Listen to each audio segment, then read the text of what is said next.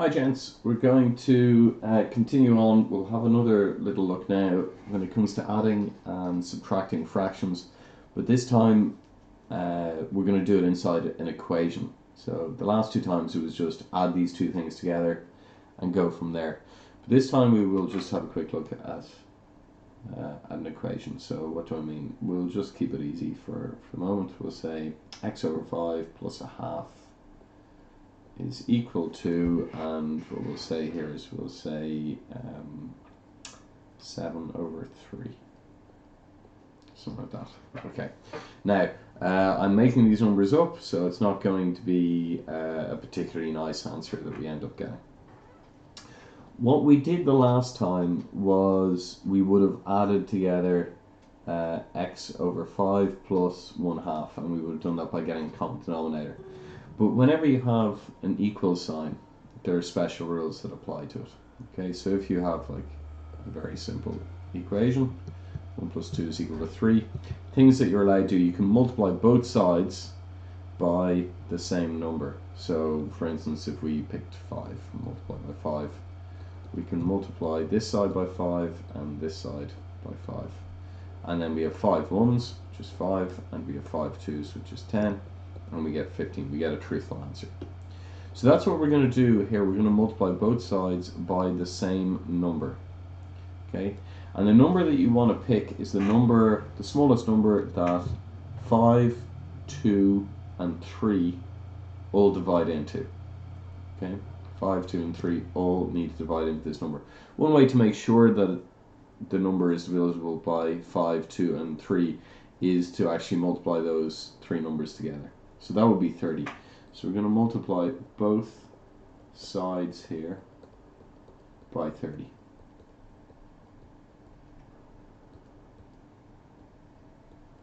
Okay, we'll do it like that. Well, let's see, what will we get? This is 30 over 1. So when we multiply 30 over 1 by x over 5, what you're really getting there is you're doing top by top, bottom by bottom. You're getting 30x over 5. And then when you do the next one, you're getting 30 over 2. And over here you're getting 210, because it's top by top, bottom by bottom, over 3. Okay, now what will happen is, guaranteed, because we've multiplied by 30, and because 5, 2, and 3 all divided into it, we'll now be able to get rid of any fractions here. 5 divides into 36 times, so we get 6x. 2 divides into 15 times, and 3 divides into 210 70 times. So we get 6x is equal to, and we get that by subtracting 15 from the left, and we subtract 15 from the right. So we have 6x is equal to 55, and now we divide both sides, I'll show you that step, by 6. Because 6x divided by 6 is x, which is the thing we want. And we get the answer 55 over 6. I said it wouldn't be a nice number necessarily. So that is how you go and do a question like that. You're looking for the number that you should multiply each side by. Okay, so if we take another example, we'll say x over 3 plus, and we'll use x again, we'll say x, we'll put in a minus here for the sake of it, x minus 2 over, we'll say 4 here, and it's equal to, what will we say, we'll go with 9 over 2. Okay, so in this case you're looking for the number. Maybe just pause the video just while you're thinking of it. What is the smallest number that all of those divide into? Okay, so if you multiply them all together you would get 24, and you would still get the right answer if you use 24, but in this case 12 is actually the smallest one that will work. But it's not a problem putting in 24. Just means that the numbers that you have over here, like instead of getting 6x over 55, it'll just be, for instance, doubled. It'll be like 12x is equal to 110. So you can just divide both sides by 2 at that stage. So it's not a big issue. But we'll do it with 12. So 12 by x over 3 and it will be 12 multiplied by x minus 2 over 4, and we're going to have 12 times 9 over 2. So just remember, call it over 1, I think, top by top, bottom by bottom, 12x over 3 plus, now when you do 12 by the top here, it's 12 by all of it, so it's going to be 12x minus 24, and of course it's still 1 by 4, it's still bottom by bottom. And over here, so there's a couple of ways to think about this.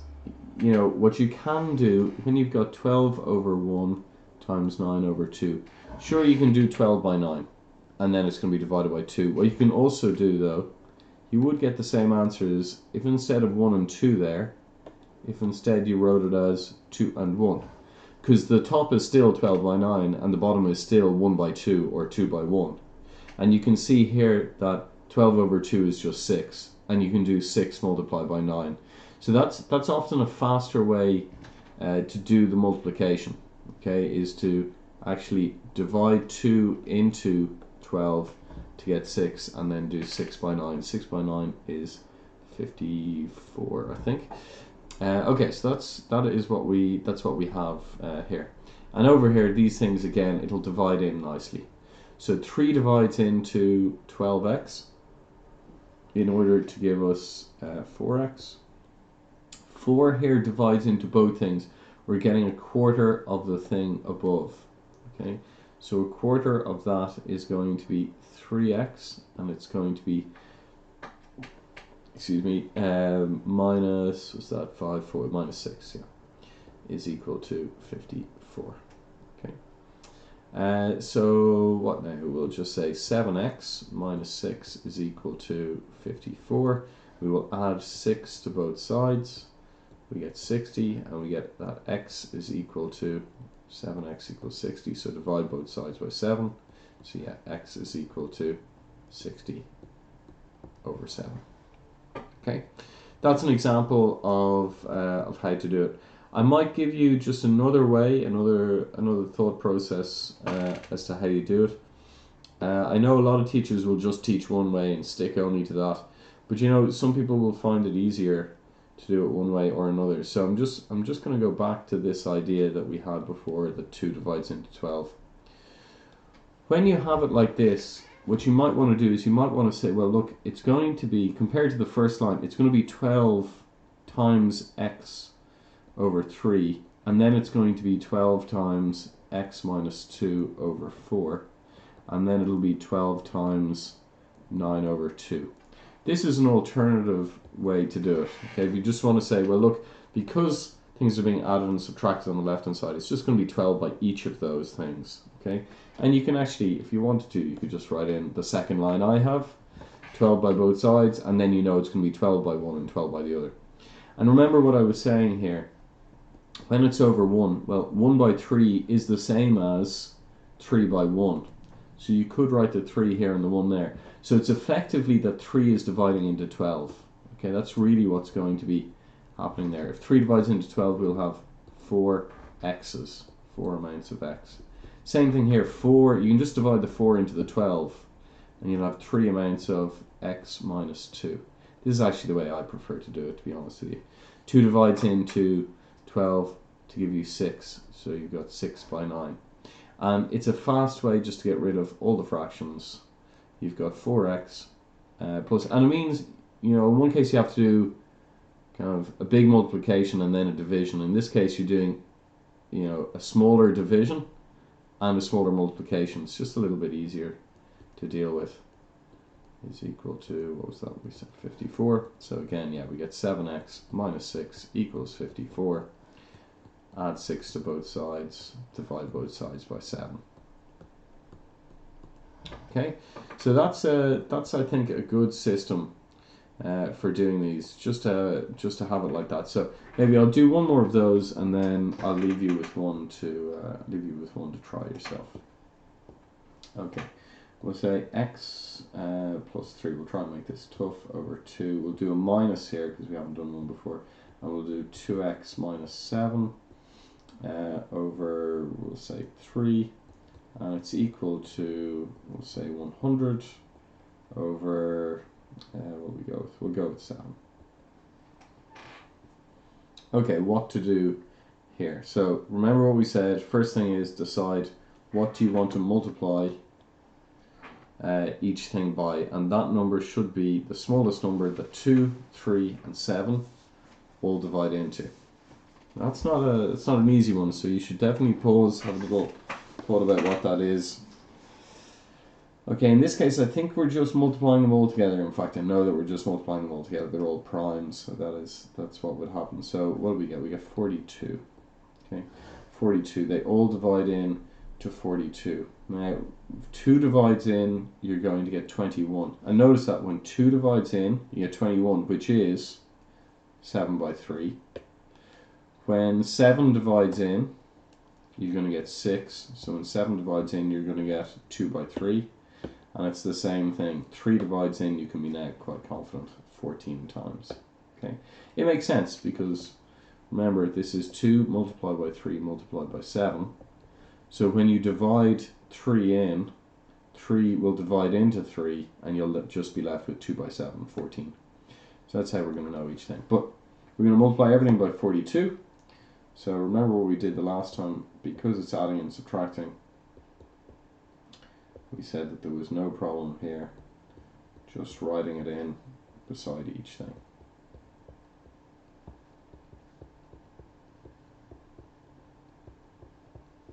Okay, so far so good. Now what we do is we take our denominator and we divide it into the 42. That was the whole point of having 42 there, was that it would have something to divide into it. So we get 21 times x plus 3. We get minus, we said this was 14 times 2x minus 7. And we get, what was that, 6? Yeah, 6 times 100. Wish I picked easier numbers for myself. Okay, 21x plus, what's that, 63 I think, minus 28 x's. I'll just grab the calculator so I don't make a fool of myself. Let's see, 14 times 7, 98. That's plus 98. It's minus by a minus. It's a plus. Is equal to 600. Okay. What we should do now is we should add together x's with x's. So if you have 21 x's and you take away 28 x's, you will have minus 7 x's. We will add together 63 and 98, and we will have plus 161 equals 600. Whenever you have an equation like this, you want x's to one side, numbers to the other. Here we have x's and numbers, and here we just have numbers. And if we want x's on one side, numbers on the other, the offender here is the number. So we need to subtract 161 from both sides. So if we take it away from this side, we'll just be left with 7x. And if we do 600 minus 161, we get 439. At this stage, what I do, I mean, you can do it all at once. You can divide both sides by minus 7. That is probably the best thing to do. But personally, I always multiply both sides by minus 1. I don't know why. It's just sort of a tick, a habit. Because I want to have a positive x there. Now we'll take this side and divide it by 7. We'll take this side and also divide it by 7. So we end up now with x is equal to, and I wonder, can that be written more nicely? It can't. It is just this horrific number here. But look, if you can deal with those, you can deal with any of them, to be honest with you. So there's an example of how to do a complicated question. Okay, those ones are certainly tricky. So here, let me just make one over to the side with you here. 2x plus 1, we'll say over 2. We'll keep it similar. Minus 3x minus, we'll say 4 over 3 is equal to, we'll say 50 over 7. Okay, that's one that I want you to do out, if you would, and if you've got problems, just drop me a mail on chat for Microsoft Teams and I'll get back to you. Okay, gents, thanks for I hope you're keeping well.